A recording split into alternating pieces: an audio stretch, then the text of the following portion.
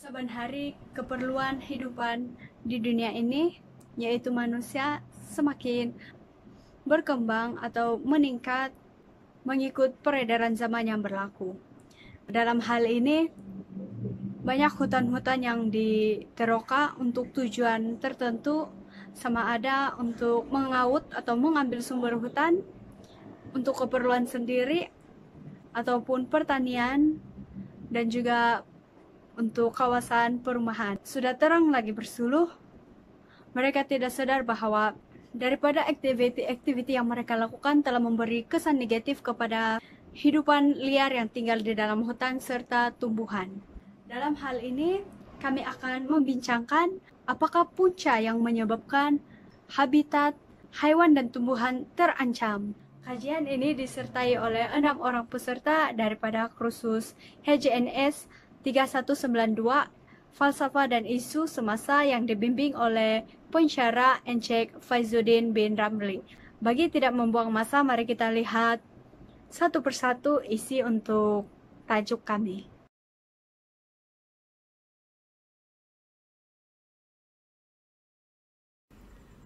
Assalamualaikum dan salam sejahtera. Baik, sekarang ini saya akan ceritakan kepada anda semua berkaitan dengan biodiversity di negara kita, iaitu negara Malaysia. Baik, Malaysia merupakan bumi yang sangat bertuah kerana beriklim khatulistiwa, dan hal ini menjadikan negara Malaysia sebagai sebuah negara yang sesuai untuk menyokong kemandirian pelbagai jenis organisma. Maka itu tidak hairanlah negara Malaysia telah pun diiktiraf sebagai satu daripada 12 negara biodiversity di dunia. Baik, di dalam dunia ini terdapat banyak sangat organisma. Organisma ni banyak, antara habitat dia kita ada di gurun, kita ada di laut, kita ada di hutan dan juga kutub bumi. Organisma ni wujud daripada hanya pada sebesar saiz bakteria hinggalah sebesar ikan paus. Okey, di mana kalau bakteria yang kecil-kecil ni hanya boleh dilihat oleh mikroskop lah, tidak boleh dilihat dengan mata kasar. Baik,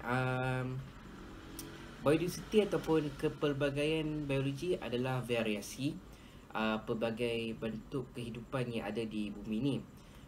Biodiversity ni ia merangkumi semua bentuk kehidupan dari sekecil kuman hingga kehidupan liar dan tumbuh-tumbuhan seperti saya cakap tadi, ikan paus serta pokok-pokok yang besar. Okey. Setakat ini hampir 1.4 juta spesies telah pun dikenal pasti, dan namun para saintis menganggarkan jumlah spesies yang terdapat di dunia ini adalah lebih daripada 100 juta.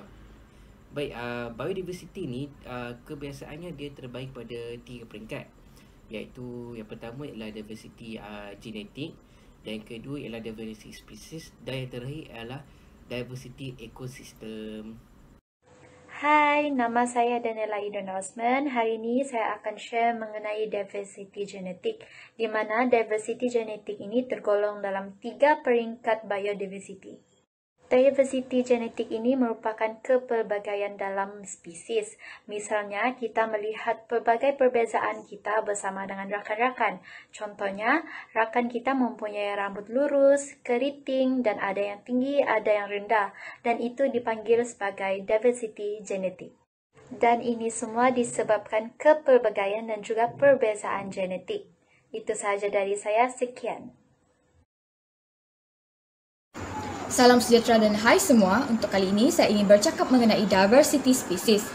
Negara Malaysia merupakan negara yang kaya dengan pelbagai spesies tumbuhan secara semula jadi dan mempunyai banyak kehidupan liar yang bertumbuh secara semula jadi.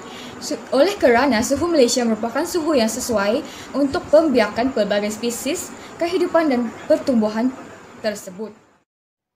Dan melalui video ini saya akan menjelaskan apa itu diversity species lebih lanjut. Apa itu biodiversity? Biodiversity ialah tahap variasi kehidupan yang merujuk kepada variasi genetik, spesies dan ekosistem. Biodiversity pada asasnya mempunyai 3 tahap, iaitu tahap pertama ekosistem, tahap kedua spesies dan tahap ketiga genetik. Malaysia merupakan salah satu negara yang memiliki iklim khatulistiwa yang sesuai untuk pertumbuhan-tumbuhan dan haiwan liar.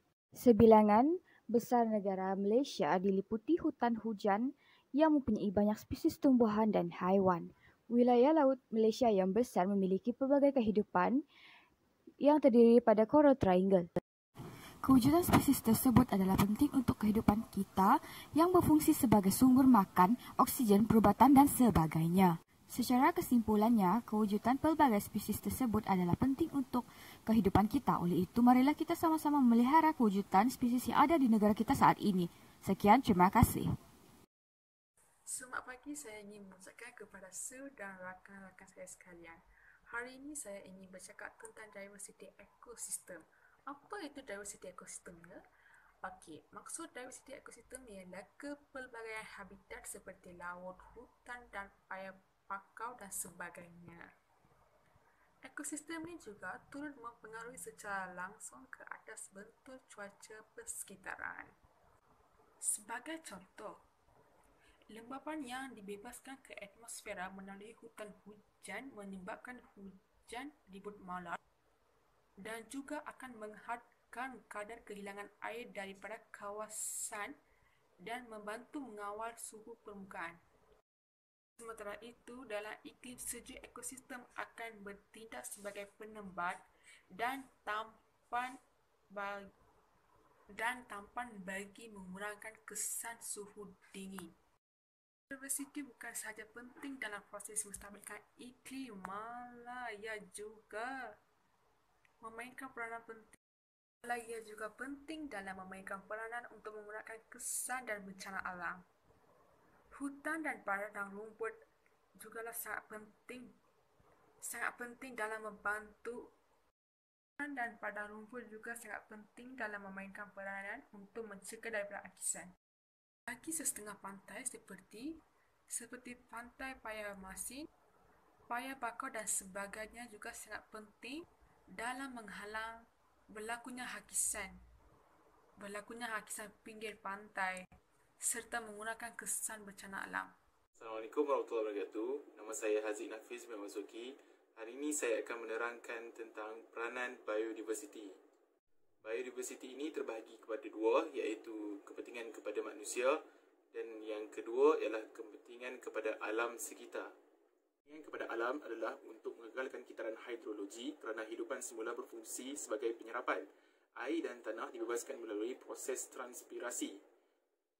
Hutan, padang rumput dan tanah lembap akan menyerap air apabila jumlahnya banyak dan membebaskannya sedikit demi sedikit, air bertakung. Ini sekaligus mengawal banjir dan kejadian bencana alam seperti tanah runtuh, banjir lumpur dan sebagainya. Biodiversity ini juga memberi hikmat ekosistem seperti mengatur perjalanan cuaca dan iklim, modifikasi iklim, tumbuhan misalnya menyerap radiasi cahaya matahari dan membebaskan wap. Keadaan ini mempengaruhi keadaan iklim dan sekaligus menyederhanakan suhu. Oleh itu, kestabilan iklim akan berlaku dengan adanya fungsi kepelbagaian biodiversity. Yang kedua ialah kepentingan kepada manusia kerana kini sebanyak 3,000 spesies tumbuhan di dunia ini dikenal pasti berfungsi sebagai anti-kanser.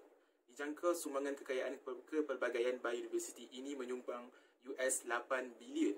Contohnya, anthrocephalic digunakan dengan memajukan bank genetik, khasnya untuk memajukan sektor menyumbang jutaan ringgit setahun kepada ekonomi negara dalam sektor contohnya seperti pertanian, perhutanan, aquaculture dan penternakan.